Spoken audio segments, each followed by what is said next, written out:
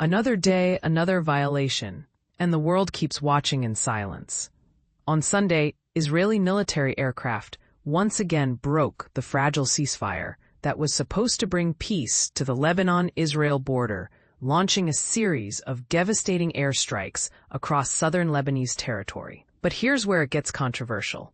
This wasn't just a one-off incident, but part of what critics are calling a systematic pattern of ceasefire violations that has been ongoing since the truce was supposedly established in November 2024. The latest military action saw Israeli fighter jets unleash their firepower on multiple locations, specifically hitting the Ali al-Tahrir and al-Dabsha regions situated close to Upper Nabatieh in Lebanon's southern territories. For those unfamiliar with the geography, these areas sit in the heart of what was meant to be a demilitarized zone under the ceasefire terms, making these strikes particularly significant from a legal standpoint. According to Lebanon's official state news organization, the National News Agency, NNA, the bombardment was extensive and terrifying for local residents.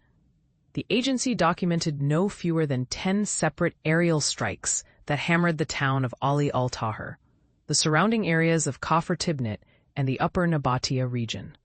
The sheer force of these explosions was so intense that they sent powerful shockwaves through the ground, causing residential buildings kilometers away to tremble violently and triggering dangerous rock slides in the mountainous terrain.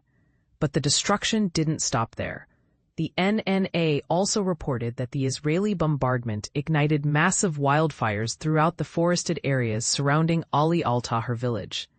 Local civil defense crews found themselves battling not just the immediate aftermath of the strikes, but also raging infernos that threatened to spread across the region's natural landscape. The sight of emergency responders desperately fighting to contain these fires while smoke billowed across the countryside painted a grim picture of the ongoing tensions. So what's Israel's justification for these actions? The Israeli military defended their operations by claiming they were specifically targeting what they described as Hezbollah's underground network and infrastructure hidden beneath southern Lebanon. This raises a critical question that many international observers are asking. How can anyone verify these claims when the strikes appear to be hitting civilian areas? And this is the part most people miss, the psychological warfare component. Israeli aircraft didn't just drop bombs, they also scattered propaganda leaflets over the town of Aita al-Shab. These leaflets carried a chilling message: "We will keep working against Hezbollah infrastructure. We have warned you." This tactic of combining military action with intimidation campaigns suggests a strategy that goes far beyond simple tactical strikes. Fortunately, initial reports indicated that no civilians were killed or wounded in Sunday's attacks, though the long-term psychological impact on local communities cannot be measured in casualty figures alone. To understand why these strikes are so controversial, we need to examine the broader context. The current crisis traces its roots back to October 8, 2023. When Israel initiated what it called a defensive military operation in Lebanon. What began as targeted strikes quickly spiraled into something far more devastating. By September 2024, the situation had exploded into full-scale warfare that would ultimately claim the lives of more than 4,000 people, while leaving approximately 17,000 others injured.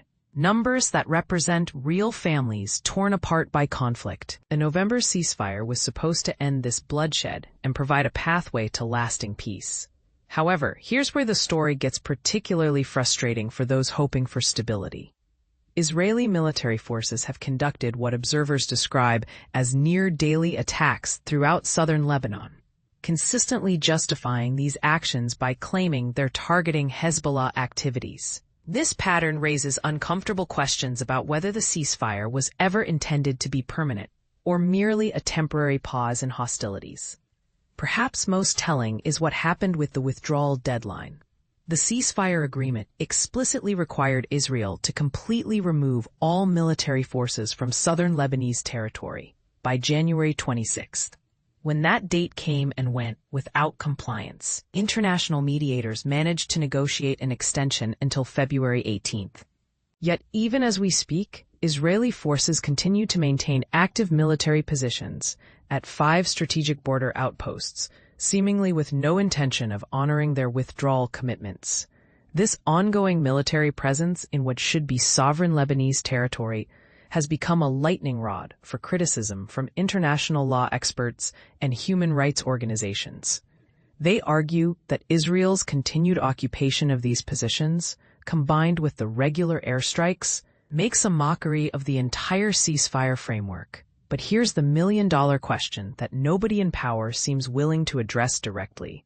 If a ceasefire agreement can be violated this consistently without meaningful consequences, what does that say about the effectiveness of international diplomacy in preventing regional conflicts? Some analysts suggest that these ongoing violations reveal a fundamental flaw in how ceasefires are negotiated and enforced in the modern era. Others argue that the international community's muted response effectively gives green lights to further escalations. What do you think? Are we witnessing the slow-motion collapse of yet another Middle Eastern peace agreement? Or is this simply the messy reality of implementing complex ceasefires in volatile regions? Should the international community be doing more to enforce compliance? Or are these strikes justified, given the security concerns Israel cites? The comment section is waiting for your perspective, whether you agree with the current approach or think it's time for a completely different strategy.